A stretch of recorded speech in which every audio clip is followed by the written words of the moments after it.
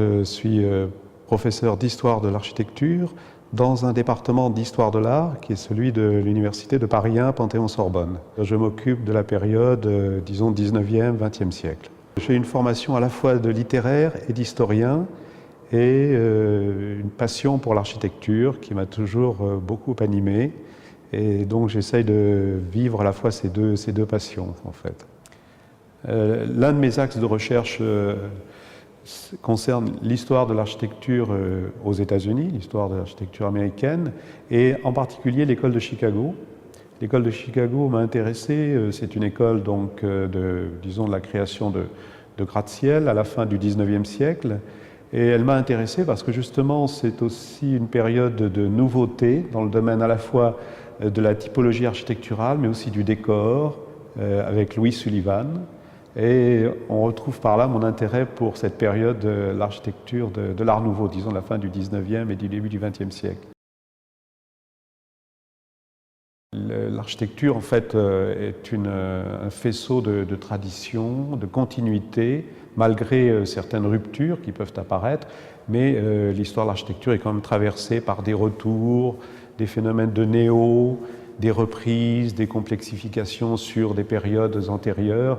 Je pense que la connaissance de l'histoire est absolument indispensable. Il y a toujours des références antérieures dans les architectures contemporaines. Vous avez toujours des généalogies, des genèses. Moi, je prends souvent l'exemple, par exemple, du Centre Pompidou. Le Centre Pompidou s'inscrit dans une histoire. On peut le comprendre. On ne peut l'apprécier, le comprendre d'une manière globale que si l'on a justement présent à l'esprit une histoire qui commence à la fin du XVIIIe siècle, dans le fond, qui est inscrite dans la révolution industrielle. La Belle Époque m'a toujours beaucoup intéressé parce que c'est l'époque de l'Art Nouveau, donc ce qui m'intéresse dans l'histoire de l'architecture, ce sont souvent les innovations. Peut-être plus que les traditions, encore que je ne néglige absolument pas évidemment l'aspect traditionnel dans l'histoire de l'architecture, mais les innovations, les recherches de nouveautés m'intéressent tout spécialement. Et évidemment, la période de l'Art Nouveau est extrêmement riche, elle est extrêmement féconde, elle annonce finalement tout ce qui va se produire après la Première Guerre mondiale sur cette espèce d'explosion de la créativité, et c'est pour cela que ça m'intéresse particulièrement. Et en plus, il y a une dimension européenne dans l'architecture de l'Art Nouveau qui me séduit énormément. C'est-à-dire qu'il y a à la fois une recherche de nouveauté, d'innovation, et en même temps, chaque pays, chaque culture, dans le fond, a exprimé d'une façon très particulière ce désir de nouveauté, inséré dans son histoire, dans sa culture.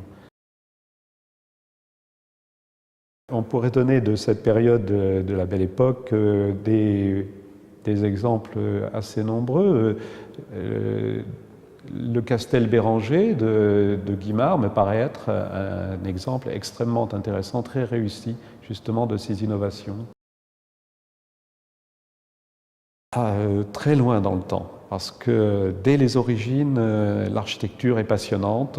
Et Saqqara, par exemple, est pour moi un lieu absolument fantastique, enfin très, très émouvant. Presque aux origines de l'architecture, je remonterai. Et puis comment ignorer l'architecture grecque, l'Antiquité d'une manière générale, qui a fait retour périodiquement dans l'histoire de l'architecture occidentale. Je remonterai assez loin dans le temps.